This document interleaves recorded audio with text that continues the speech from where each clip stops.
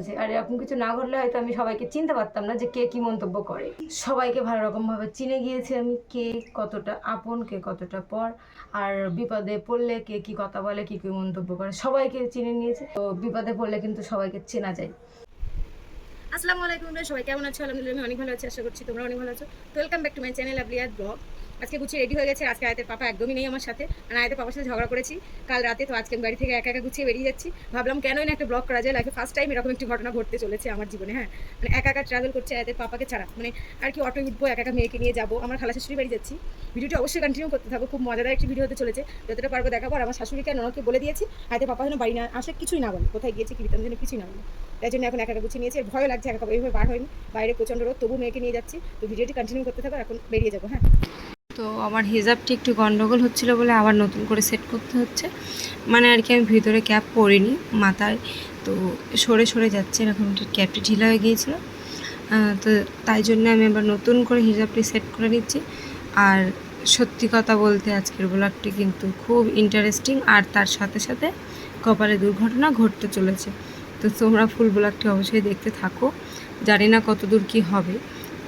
তো রিক্স একটু লাইফে নিলাম আজকের দিনে। হ্যাঁ, আর এখন আমি আয়াতকে খাইয়ে নিচ্ছি বেরোনোর আগে, তাই তো মাম্মা? ওর আগে খাইয়ে নিচ্ছি যাতে করে রাস্তায় গিয়ে ওর খিদে না পায়। আর একটু খেতে হবে। দেখো সেই অটোয় যাবো আমরা। হ্যাঁ, আয়াত লাইফে ফার্স্ট টাইম এইভাবে, মানে একবার গিয়েছে ছোটোবেলায়, তখন ও জানেই না। তুমি অটোয় যাবে? তুমি অটোয় যাবে মাম্মা? অটোয় যাবে? যাবে? যাবে তো চলো তাহলে খেয়ে নাও। অটো। তো আয়াতকে খাইয়ে এখন বেরিয়ে পড়বো। তো কন্টিনিউ করতে হবে ভিডিওটা। তুমি একটু হাই করে দাও বাবা। ঠিক আছে, তো ভিডিওটি দেখতে থাকো। হ্যাঁ, সেই দেখো আয়াত ধাপে বেরিয়ে পড়েছে আমার আগে, আর এখন আমি দেখো গুছিয়ে রেডি। আর আমার ননদ আমার জন্য ওখানে অটো ধরতে গেছে, আমাদের বাড়ির পাশে যেহেতু রাস্তা। আর আমি তো ঘেমে নাজেহাল হয়ে যাচ্ছি। হ্যাঁ, এতদিন বাইকে জার্নি করেছি, আর আজকে একা একা জার্নি করছি। হ্যাঁ, ফিলিংস তো একদম ভালো না।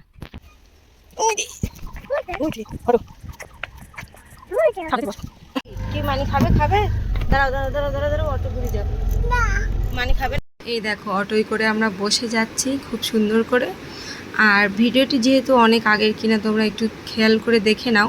আয়াতের মাথা কিন্তু টাক, আর আয়াতের কিন্তু এখন চুল মাথায় আছে। হ্যাঁ, তো দেখো শায়েস্তানগরে এসে গিয়েছি। আর আমার বড় ভাই সিভিক পুলিশ এখানে একটু ডিউটিতে আছে, তো বড় ভাইয়ের সাথে একটু ভিডিও করে নিলাম। আর আয়াত একটু বড় ভাইয়ের কোলে উঠে নিল। তো এই দেখো সাইফুল্লাহকে ডেকে নিয়েছি, অটোয় করে আর গেলাম না, কষ্ট করে হাঁটতে হবে তাই। আর সাইফুল্লাহকে বলে দিয়েছি যেন ভাইয়ের সাথে কিছু বলবি। আর ও প্রচুর ভয় পাচ্ছে, ও বলছে ভাইয়ের সাথে যেন বলো না, আমি তোমাকে রেখে আসছি। দেখ আয়াতের পাপার কাছে বাইক চেয়েছিল, দেয়নি, তো ওদের বাইক নিয়ে আমাকে রেখে আসতে যাচ্ছে এখন। আমি ফাঁকা মাঠে আছি। আর এই দেখো,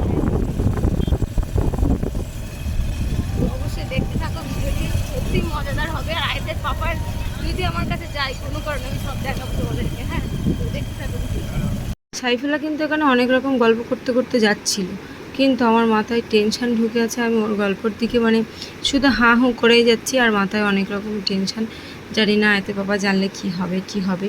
তো এখান থেকে আমি একটু আইসক্রিম নিয়ে নিচ্ছি, মানে খালা শাশুড়ির যেহেতু ছোটো একটি ছেলে আছে তার জন্য।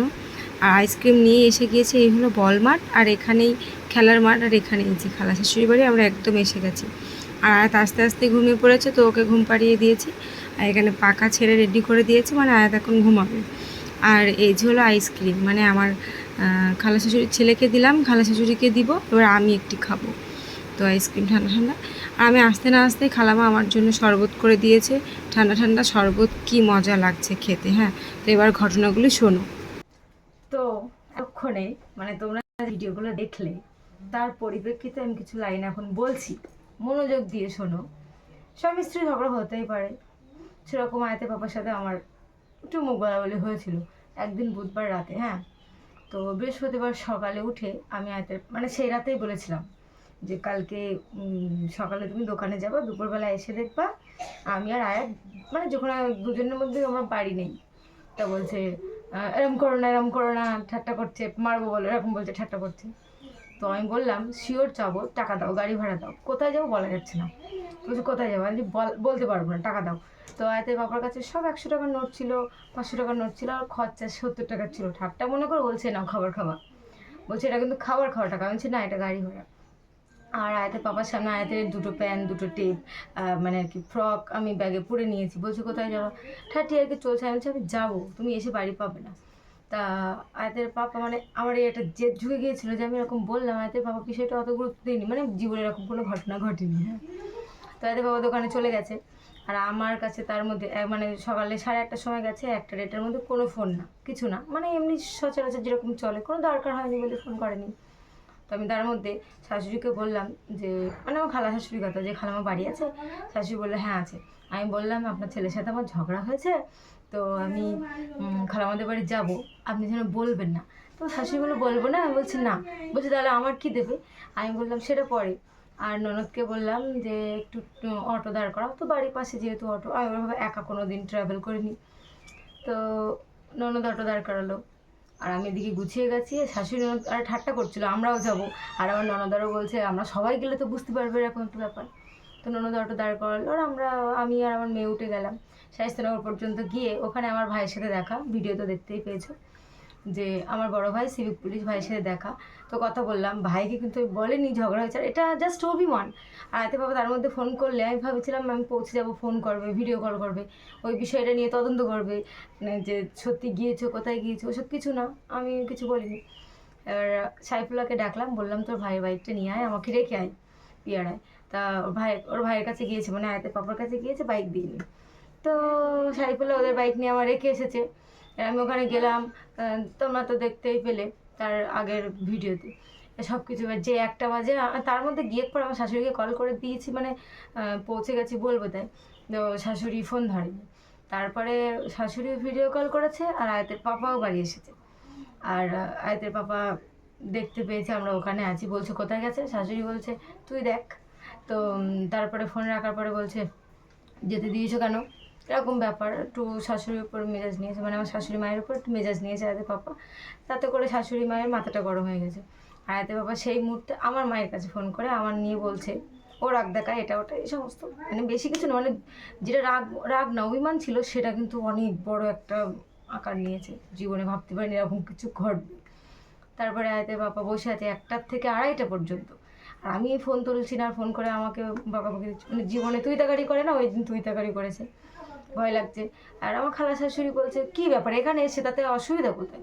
এবার আমি নামাজ পড়ে ভাত খেতে বসবো, 1-2 গাল খেয়েছি, আমার মা বারবার ফোন করছে যে জামাই এরকম করছে এরকম করছে। তারপরে আমার আর কি, আমি ভাত খেতে বসেছি, খালা শাশুড়ির সাথে বললাম যে তাহলে আসুক, আসতে বলি একসাথে খাওয়া দাওয়া করবো।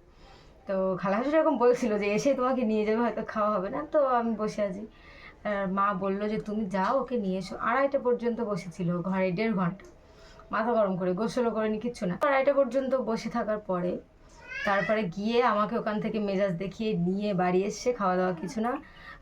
3টের পরপরই বাড়ি এসেছি, তখন গোসল করেছে, একসাথে খেয়ে তাড়াতাড়ি করে এসিটা চালু করে দিয়ে তো ঘরটা ঠান্ডা করে ঘুমিয়েছে, মানে সব কিছু মিটে গেছে, ক্লোজ। মানে বিষয়টা আয়তে পাপা তদন্ত করেনি, আর আমি অভিমান দেখিয়েছিলাম, তাই তো অতটা ঘটেছিল, কোনো ব্যাপার না।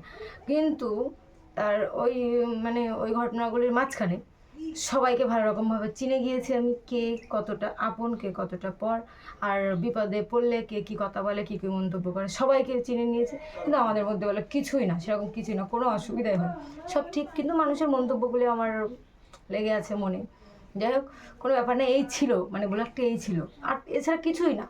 মানে সামান্য অভিমান করে বেরিয়েছি বাড়ি থেকে, আয়তে বাবা ফোন করবে কোথায় আছো, কী বৃত্তান্ত দিয়েছো, আমাকে ওখানে যাবে, ওখানে গিয়ে আমাকে নিয়ে খেয়ে দিয়ে বিকেলে বাড়ি আসবে, এরকম একটা মন্তব্য আমার ছিল। কিন্তু হিতে বিপরীত হয়ে গেছে। যাই হোক, সবার আমি বাজে মন্তব্য, খারাপ মন্তব্য সেই দিনে কিন্তু জানতে পেরেছি। ভিডিওটি এখান থেকে 2 মাস আগে, 2 মাস হয়ে গেছে, কিন্তু আমি এখন করছি ভিডিওটি, এবং 2 মাসের বেশি হয়ে গেছে, এতদিনে টাইম পাইনি। এখন কিন্তু কিছুই না, ফ্রিলি সব কিছু, কিন্তু একদিনই সেই বৃহস্পতিবার দিনটি ছিল একটু খারাপ কিছু। তো সব কিছু ঠিকঠাক, তবুও আমার ভিডিওটি কষ্ট করে করা ভিডিও, যাওয়া ভিডিওটি কেন বাদ দিব? তাই জন্য আমি এই লাইনটি তোমাদেরকে তুলে ধরলাম। যাই হোক, কোনো অসুবিধা নেই, তখন সেই দিনটি ছিল, সবাই খারাপ মন্তব্য করেছিল, বেশি কেউ জানতে পারিনি। আর এতে পাপার মধ্যে আমাদের কিছু না, একদম ফিট ফাইন, কোনো ব্যাপার না। কিন্তু আশেপাশের যে 2-1জন জানতে পেরেছে, তাদের যে মন্তব্যগুলো, তাদেরকে আমি চিনে নিয়েছিলাম। তো বিপদে পড়লে কিন্তু সবাইকে চেনা যায়, এটি মেইন লাইন, যে বিপদে পড়লে কে আপন কে পর জানা যায়। যাই হোক, মানে এই বক্তব্যটা এটাই। ওই ভিডিওর পরের ঘটনাটাকে তোমাদের সাথে তুলে ধরলাম। তো কোনো ব্যাপার না, সবই ঠিক আছে। আর এরকম কিছু না ঘটলে হয়তো আমি সবাইকে চিনতে পারতাম না যে কে কী মন্তব্য করে। তো ঠিকই আছে, ফাইন। তো ব্লগটা এই পর্যন্ত। ভালো লাগলে like, comment, share and subscribe করতে ভুলো না। ফেসবুক পেজ থেকে দেখলে একটু ফলো করে দিও। আল্লাহ হাফেজ।